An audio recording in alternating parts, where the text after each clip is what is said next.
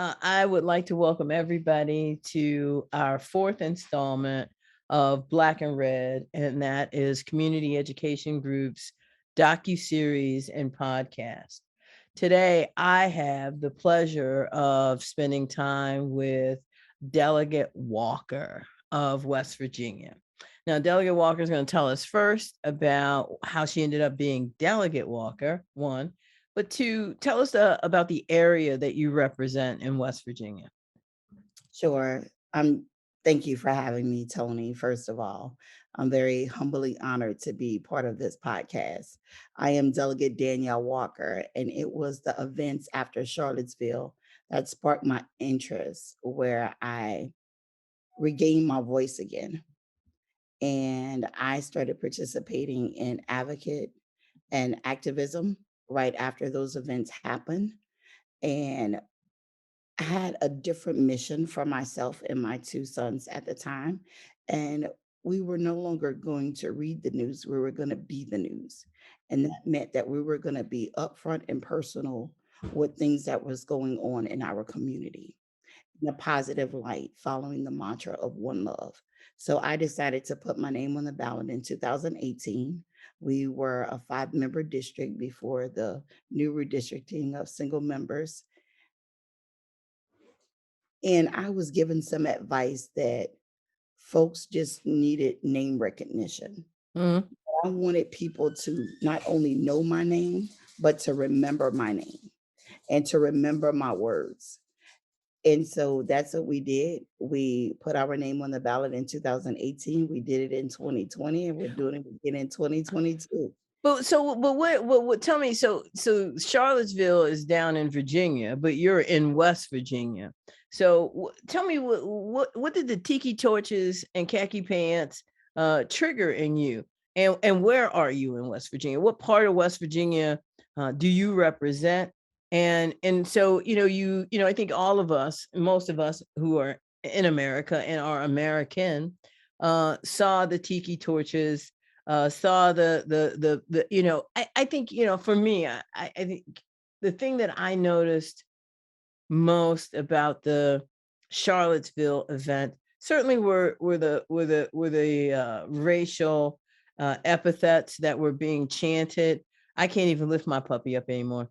But and one, but two, the fact that they were organized was the thing that was, I think a lot of people missed that this took organization, right? Because they had the same torch, they had the same pants, they had the same shirt. So somebody got a memo, I mean, and so, as the kids like to say, somebody understood the assignment that night.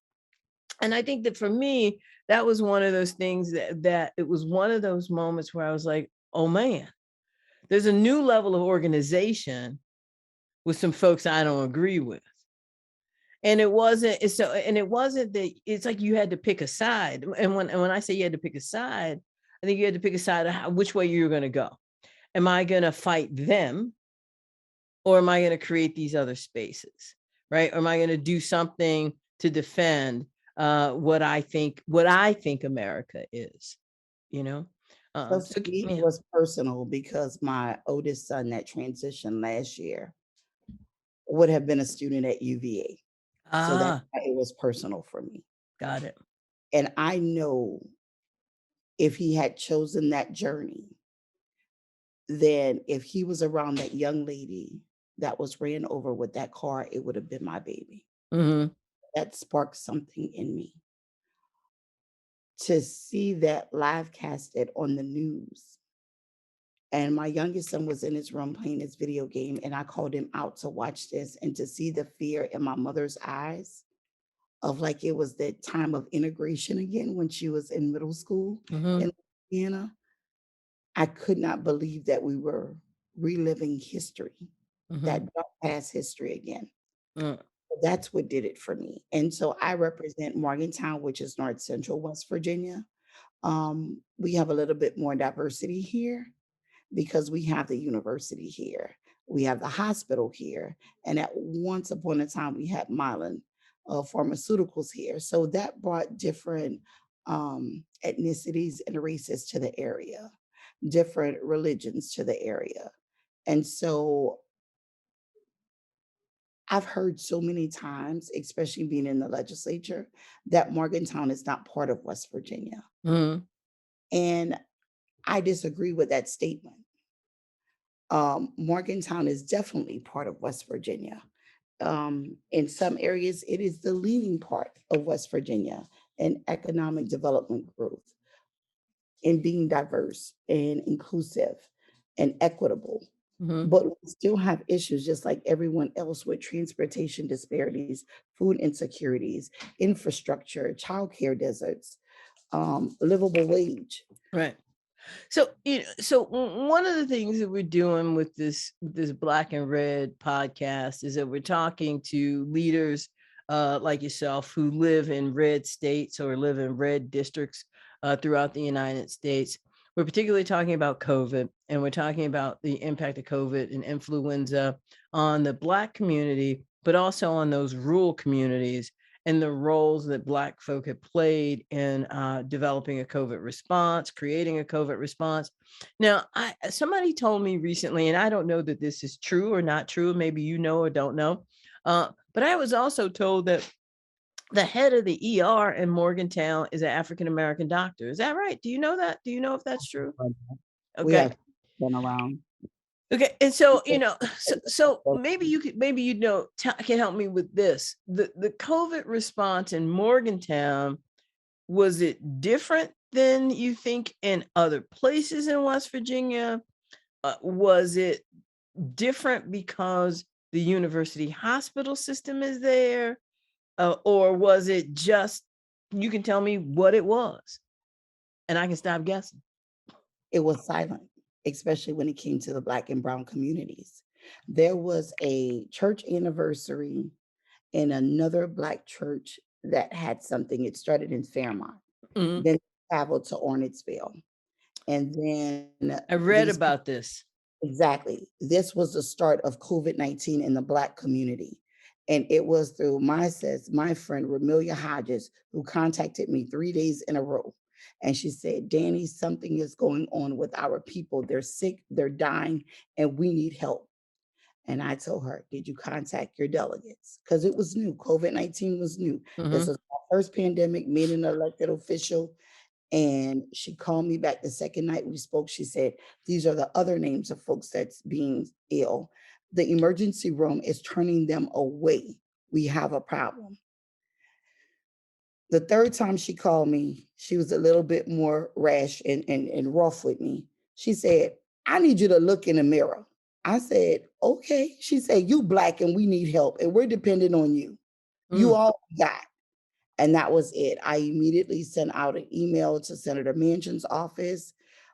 He did a Zoom call with about 50 people on it with Dr. Clay Marsh, Mhm. which was the COVID-19 czar. And from that, we finally had a voice. We were granted tests, and Ramelia Hodges, myself, and Tiffany Walker did so many COVID-19 tests to where we had traffic backed up all the way to the interstate, no matter where we were.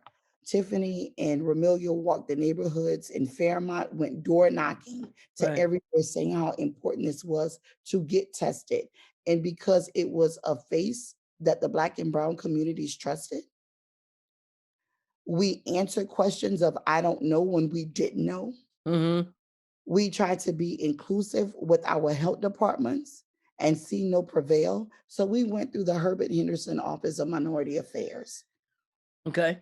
And so we started having those meetings with those folks and with the National Guard because it seems like our own local health departments wasn't getting it. Representation meant a lot in a meme, in a post, and none of those things was happening. So Right. therefore, the Black and Brown community, because we have had some issues around healthcare where we are excluded, where we were discriminated against, and where we were banned from. So you had to rebuild that with something different and something new. And Right. that's exactly what we did. So I want to talk to our listeners and viewers a bit about this story. And you correct me on this story because I believe I remember this story.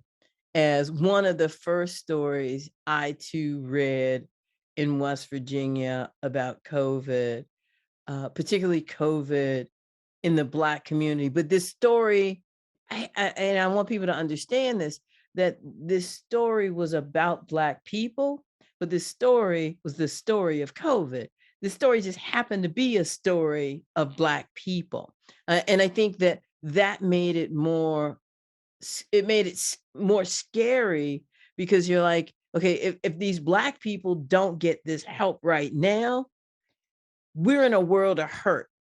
And if I remember the story correctly, it was a group of small churches, and that the small churches had done this thing where they come together every year, like as one, one big church. And so, folks that are in rural towns across America know that there's, a tiny church, probably every 10 miles on whatever route or whatever road. And so when it's time for the big jamboree, or when it's time for the big annual meeting, or when the circuit overseer comes or something like that, all of the churches come together, and they come together united. They come together for to break bread. They come together to worship. They come together for all of this. So it was my understanding, and correct me where I'm wrong with this one, is that they had all come together for this big meeting. And I think, if I remember, it was a pastor who was coming into town, and everybody wanted to hear this guy. And I think it was a guy. It might have been a woman, but I think it was a guy. And what happened is that one family first was sick. It was a family. And that family was like, hey, we think we got sick at this event. Mhm. And everybody was like, nah, nah, nah, we don't know what you're talking about. And then another family got sick Mhm. who was at that event. And they said, well, the only common denominator is that event. So we probably need to start looking at everybody and tracking, basically doing contact tracing for everybody who's at that event. And they were like, yeah, nah, that's not how COVID spreads. Nah, you're crazy. You don't need to go test all of the people that were at that event. And I think it was this woman that you're talking about. Tell me her name again, because Hodges, pardon me? Ramelia Hodges. Ramelia Hodges. And because I want to honor her, because it was her, and this was even in the article, because I read a couple articles about it, was her that kept saying, this is what it is. This is what it is. This is not, because she was tracking what was going on nationally, even though we still didn't have a major national response at the time. She's looking at that going, this is 100% that. I'm not a doctor, but this is what these people have. And now these people are in their houses. And that's the other piece that was going on, was that folks were at the house with no medical help. And that's, I mean, and so, this was the story, I think of the beginning for so many people, so many, particularly, I think that I always say that COVID is like the worst of times and the best of times for a public health official, right? Because it's like, if you've been in public health 30 years like I have, you dream of a global pandemic. You just don't want it to be impacting your people the way COVID has done. Where is Miss Hodges today? Hodges or Hodge? Hodges. So Hodges. she's in Fairmont. Mm-hmm. She has, they have a stop clinic in Fairmont where they do COVID-19 testing and vaccinations. So I am very proud of her Mm-hmm. being fast and continually to keep her community safe. And that's exactly what this was. And even though it happened in the Black and Brown community, it was something that sparked in all other churches after that. We've seen COVID-19 ravaging through many churches. And so when we did the COVID-19 testing, it was inclusive of not just testing Black people, it Mm-hmm. was inclusive of all our neighbors. We specifically chose different sites when we were able to have that flexibility and not really like fight. It was so many people fighting against us, Mm-hmm. and where in particular we wanted to set these sites. So we have a old community called Osage in the western part of the district. So yes, we needed one of those testing sites to be at the Coliseum. I didn't really understand why we did it at Milan Park in Morgantown at one point in time, but we did it in Westover. Then we did another one near a HUD housing facility where I once lived. Mhm. So we could make sure that those persons who were able to walk could still get tested. Okay.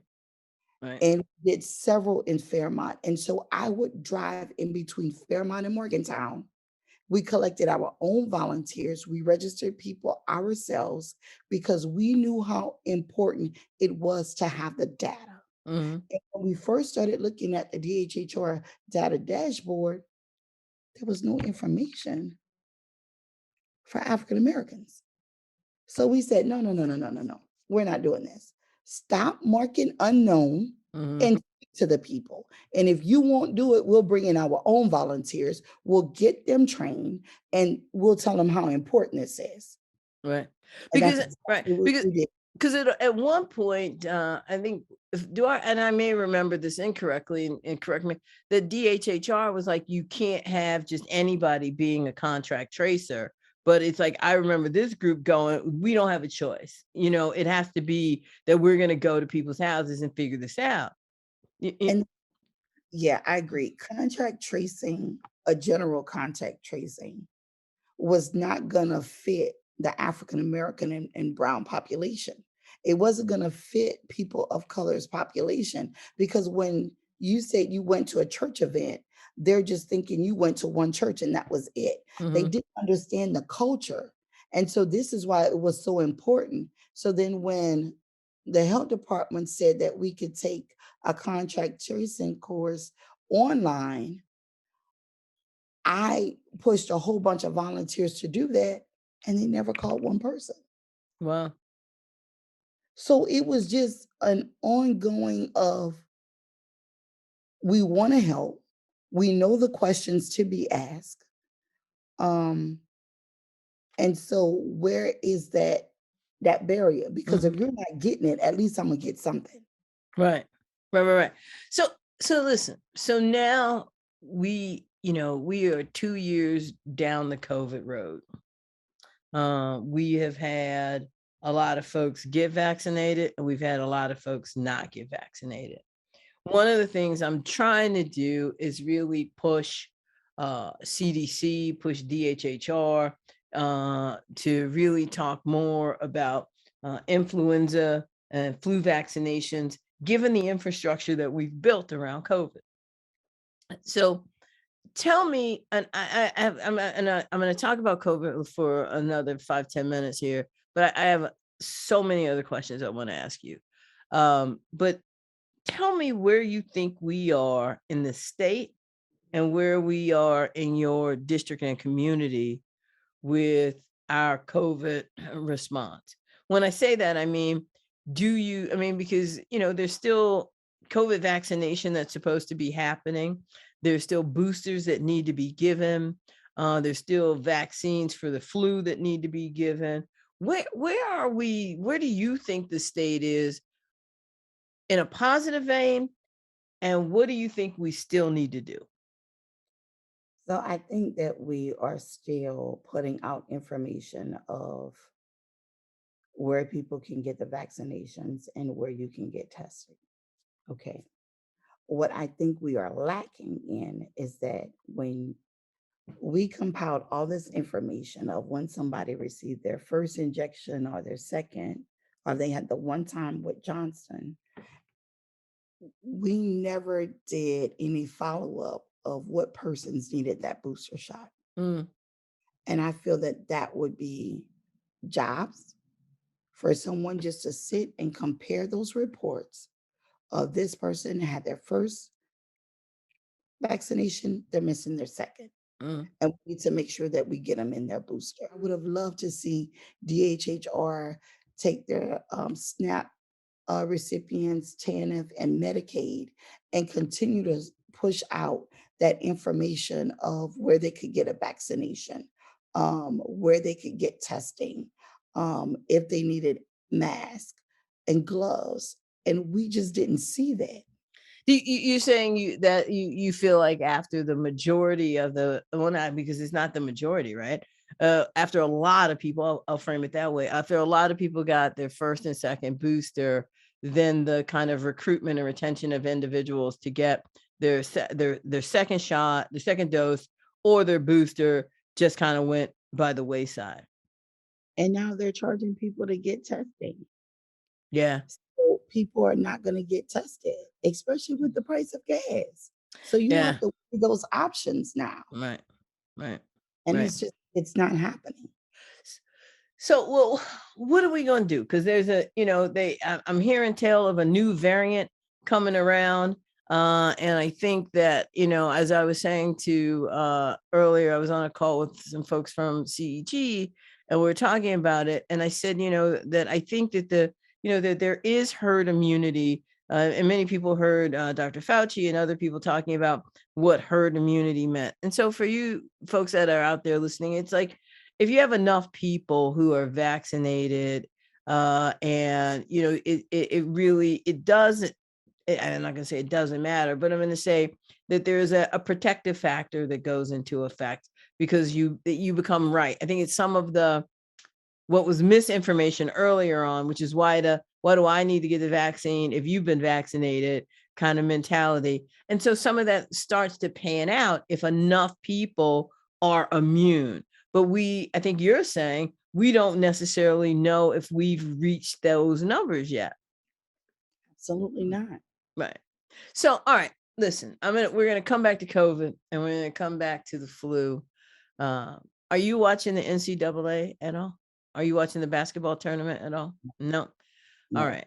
Okay. Because my team lost first round, University of Uh-huh. Kentucky. They got beat by some random team. So, all right. So we can't talk about basketball. So here's what I am going to talk about. In your district, how many votes does it take for you to win? So I think my win number right now is around 5,000, if I'm not mistaken. I don't know. I have someone to deal with that. Right. I do what I need to do, make the calls, make sure I'm out in the community and do my door knocking. Right. Now, and so I do sometime. Well, I used to before COVID times. Before COVID times, I used to do a lot of trainings in organizational development and capacity building. And one of the things that I would talk about are national policy issues and how folks can get involved. And a part of my talk was always at the end that I talk about two factors, and I talk about Ferguson. And I talked about Ferguson in the context that people believed that Ferguson was an issue that was a national issue. It got national media attention and it caused change. But the reality of Ferguson is that it was about a city council, a mayor, and a couple of other local government officials. The other analogy I give people a lot is a pit bull in Prince George's County, Maryland. And for those of you who don't know, PG County in Maryland is majority African American. And so I think it's about 20, 30 years ago, when it might have been longer because I'm old, but about then they instituted a law that you couldn't have a pit bull. And you couldn't have these pit bulls because Black drug dealers, or so they said, had these dogs and were training them to be these vicious animals.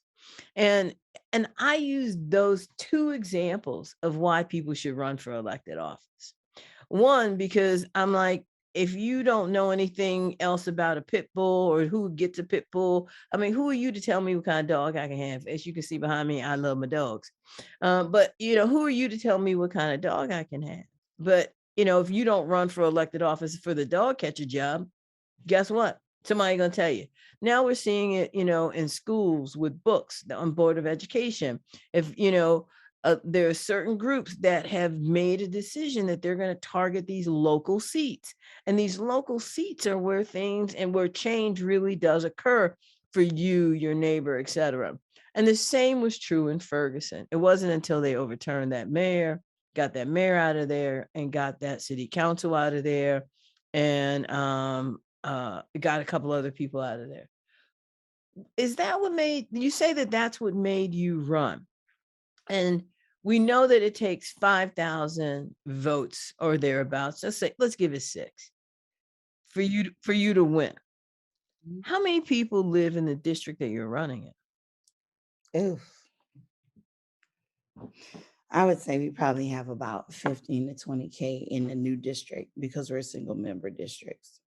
So Um, so that's 20,000 people. I think so. I would say between 10 and 15, definitely. Right. Okay, so you have to get nearly 50% of the vote. Right. Are you running unopposed, and have you always I mean, do you have competition? Who's your competition? I don't have a primary, so I don't have another Democrat running against me. Okay. I will have an opponent in the general election. There is a Republican that is going to be running against me. Okay. Are you going to get Republican? I mean, we are nonprofit, so we're bipartisan in our approach to everything. So is this Republican, do you think this Republican is going to get 5,000 votes? Because the West Virginia House has gone kind of red. It is going kind of red. I do not know this individual. I do not have time to uh, seek out any information about this individual. That's for somebody else to do. As long as I'm doing my job and Mm, doing my constituency work and working my other 5 jobs, then I'm doing my job. right. Okay. And I respect when the voters say they're giving me a pink slip or Mhm. they're extending my time. Right. And so that's what I look at elections. That is the perfect time where I get my job review.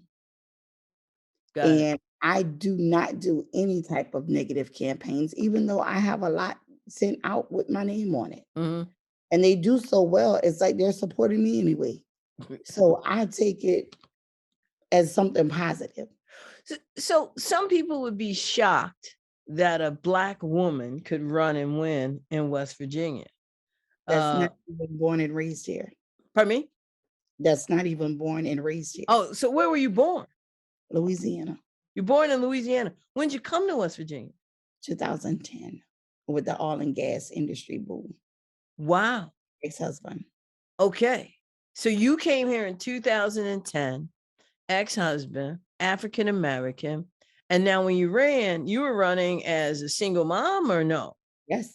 Okay. So you ran as a you run as a single mom. You had like what, 17 kids, right? My Okay, 2 two. It's two. kids, It's two. mine too, and It's I two. lost my oldest Right. last year, June, to leukemia. And are you doing any? We can talk about that. I want to talk about like kind of what work you're doing around the leukemia piece and all of that. But I want to talk. I want to spend a few minutes on running for office, and I want to talk about this in a context because we're, like I said, we're a bipartisan organization. Whether you're red or blue, black or white, male or female, but about running for office. Now, so many people don't know that I've run for office twice, and not here, but in another state, where I ran for the Board of Education, and I ran for the Central Committee of the party of which I was affiliated at the time. And so I think that what people don't understand is maybe what it takes to run, Mhm. what it takes to run, and what it takes to run and win. So, can you tell the people when you started your first campaign? I know, right?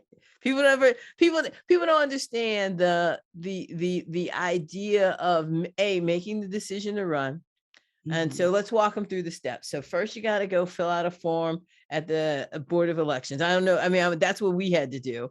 So, Uh, actually, I couldn't even afford to get to Charleston to do that.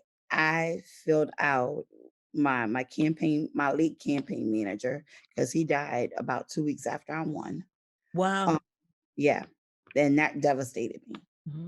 Mhm. I we filled out the forms and we stuck it in the mail because we were the working poor. We were working families also, and that was the reality of it. We were a fiscally challenged campaign. And so my new mantra was don't count my pennies, count my priorities. Mm. I knew how to make a dollar holler, skip, and jump and double dutch. So that's exactly what we did. And where I went through some times where it was like, damn, we always a day late and a dollar short, but we were right on time every time. So when Mm. everybody else signs were coming out, I was like 2 weeks behind, but Right. like pushing and running and having them out everywhere. Where our t-shirts may have been a week behind, we were still, we were still right on time and pins and buttons. And what I did was we celebrated my birthday as a campaign fundraiser. And the first year we ever did it, I did it in my home because I wanted people to understand safe, accessible, affordable housing. Mm. And I wanted them to come to my neighborhood. Like we often sometimes forget other neighborhoods. Mhm. And I wanted that to be the new trend. I Mhm. wanted people to stop asking me, Danny, where's all the Black people? I don't know, maybe working their second job. I don't know, maybe being an unconventional childcare agency for someone. I don't know, maybe no transportation. Right. Right. I don't know, maybe feeling like they don't have an invite. See, I just came through. You didn't have to invite me. If it's public, I'm there. But Okay. not everyone feels that way. And so what I would do, I would go to all these meetings and I would bring it back to those communities, Right. start building that up. So when they would see them walking in the parade, they'd be like, oh, Danny, is that Evan Hansen that you're running with? Yes. And this is who I need you to vote for. Right. Because it was five. You could vote for five. And so that's how we started that new momentum. So this campaign wasn't a selfish campaign. It was the true people's campaign Got it. because we're talking about the bottom of the ballot first. So the first is going to be last and the last is going to be first. And let me tell you how this government is going to go. So getting people intrigued in city council meetings and county commission meetings, trying to get them to be on different boards at the local level, because it's the local level that's going to take care of you, not necessarily DC all the time. Right. No, no, I mean, I completely believe that. I mean, I think it's like everything from, people forget, so, in most of our counties, we vote for our sheriff. Our sheriff is not, you just don't go in and fill out the application. You vote for that man or that woman. Mhm. And so those jobs, and I think it's true. It was true in Ferguson. I think it's true. I know it's true in Hardy County, that we vote for the sheriff. And I think that's my question for you. So I don't know if you can disclose this or want to disclose this or just ballpark it. How much was your first campaign? How much did it cost? Probably about 18 to 20K. Right. And what's the average cost of a race? You The gonna tell top got delegates, probably about 50. right. So So we were yeah. off the mark. And I mean, and people might be asking, why are you talking about this for COVID? This is a COVID influenza conversation, but why are you talking about this? I'm talking about this because it is the local official who is the one that is going to get the COVID vaccine, who is going to get the health department, who is going to get the flyer, who is going to get the influenza, who's going to be able to rally other members in the state legislative body to address something in your county, your town. So you need somebody who is going to fight for you. And I asked the question about how much you spent on your campaign because my campaigns were a lot like yours. I remember my first signs that I ever got made. And I remember, but this was before I even had a campaign manager.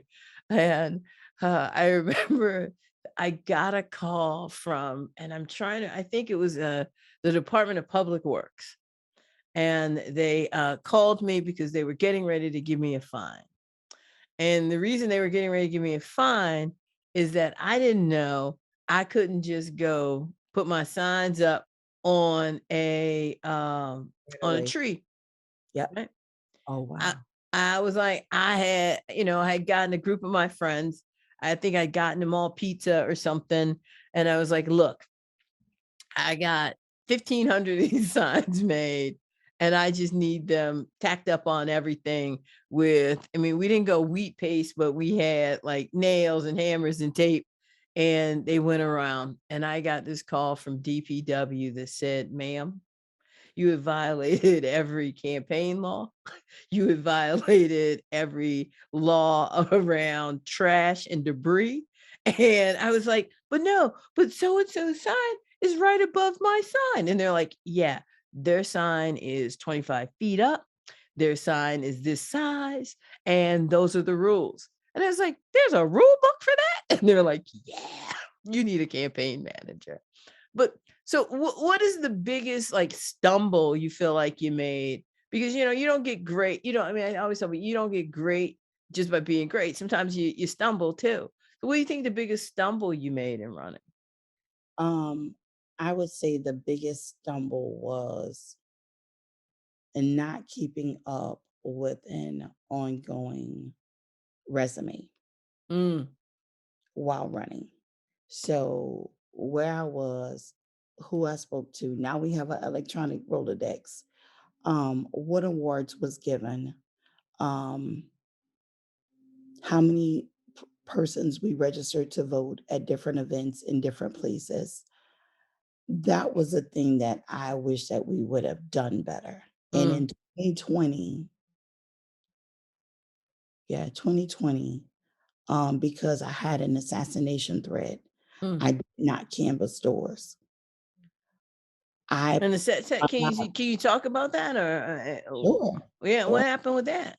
I went to a Black Lives Matter march in Kingwood, West Virginia, Hmm. in Preston County, and we were greeted with a militia of different folks who were armed, who thought that Black Lives Matter supporters were going to come and burn down their town, even though the organizer grew up there and was raised there. Mm, And the sheriff told us that we had to stay on the sidewalk. We were immediately pushed off of the sidewalk immediately when we started walking.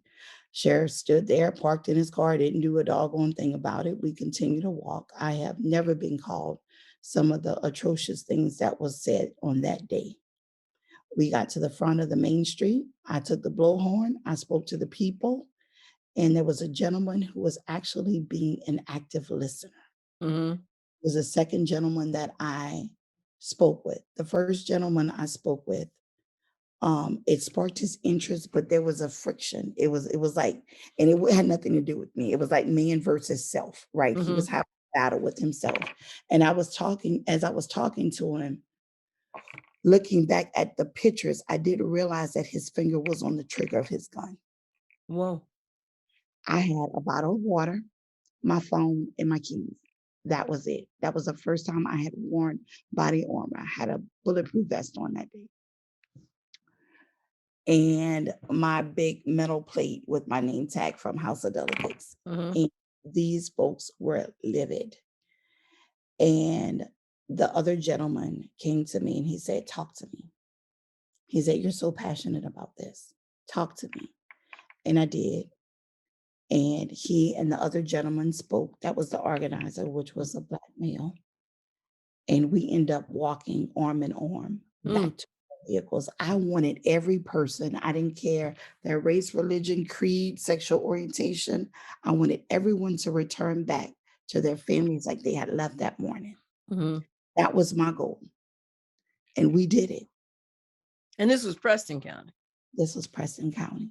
And so, and I know that Caroline and Brandon are going to hit me in a minute and say I'm supposed to stop. I'm supposed to start wrapping this up. But I think one of the things that I want to talk about, two things before we depart, and I think that that's one of them, is that people don't all recognize that something that maybe you and I recognize is that there's still West Virginia, for those of you who don't know, is comprised of 55 counties in total. And of those 55 counties, sundown towns still exist in some of those counties. And if you don't know what a sundown town is, that means you better have your Black ass out of there by sundown. Mhm. Particularly if you're not from that county, because you will disappear in that county.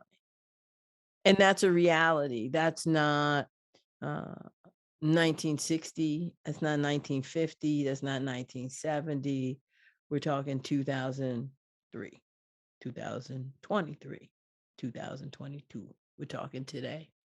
So the story that you tell of being in Preston County and the threat and so that it's real. And so people can understand it maybe as something that was in a past life, but it's something that we live and breathe. And I think you know a bit about the other piece of work that Community Education Group is doing right now. And people always ask me why. But that is that we are seeking a cultural heritage designation for all of the Appalachia region, the 423 counties which make up Appalachia. And people say to me often, well, that's going to support those people in places like Preston County. And I'm like, it is a part of our culture. It is a real part of our culture. I don't condone it, don't support it, don't want it. But the reality is that if we don't talk about it, it's a landmine that people need to know is sitting right there and is live and is active. And tell me what you think about when someone says to you now, I mean, you live in Appalachia, you're here, you say you were born in Louisiana, or you're from Louisiana, that's Southern too. Tell me when somebody says, what are the things that you love about this culture? And what are the things that are most vexing or frustrating about this culture? What do you say? How would you answer that? I love the people of West Virginia. I love their determination and their motivation. They were some of the first trendsetters.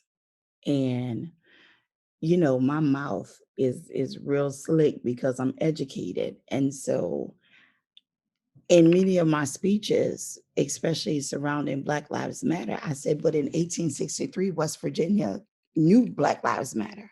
This is why we left Virginia. So why are you upset with me? This is your history. Stop carrying that flag of losers, because this is not your history. I don't know where you got this from, but let's talk about it. And so being uncomfortable for a moment around the people of West Virginia, see, it's not about the state, but about the West Virginians, Mm, the folks who fought the coal mine wars, the folks who fought to make sure that everyone in their community had something to eat. The history of the pepperoni roll or salt rising bread. That's all Appalachia. Learning a different angle of history when mm, it comes to the civil rights movement. And you have all these greats like Ron English coming out of West Virginia, and Carter G. Woodson. We celebrated Black History Month in Louisiana like anywhere else, but little did I know that Carter G. Woodson was from Huntington, West Virginia. That right. never came about. And so the history here is so rich, and the people are even richer. That oral history you will never lose. There's a little bitty town with a little bitty museum that has so much wealth of information, and that is in Osage on the western part of the county in Mon County. And to listen to Mr. Anderson speak about how it was and how it is still today, that is empowering. Mhm, And so this is why it is so important. West Virginia is my second chance state. mm. He saved me from myself when I didn't even know how to exhale. And see, and that, and when I try to explain that to people, they don't get it. Some people don't get it. But No. I say this a similar thing is that West Virginia changed me, saved me, and gave me a new set of priorities. And I also say often that one of the things that people don't know about West Virginia is your neighbor may not, want you to marry their son or their daughter as an African American, but here's what you're not going to do. You're not going to starve. You're not going to go unclothed. You're not going to go without a ride if that's what you need. You're not going to go with a need that's unmet. Now, that might sound like not enough, right? It might sound like I want to be able to marry if I want. That issue around race, again, is a piece that we also have to contend with. And we have to contend with it in a way, a lot like you just talked about, is that we have to remind folks of the rich history of West Virginia, why it is that West Virginia is separated from Virginia to begin with. And many people don't know that history. I think that many people don't know that West Virginia, for the longest time, was a deep Democratic state. And this Republicanism is new to the state in a lot of ways.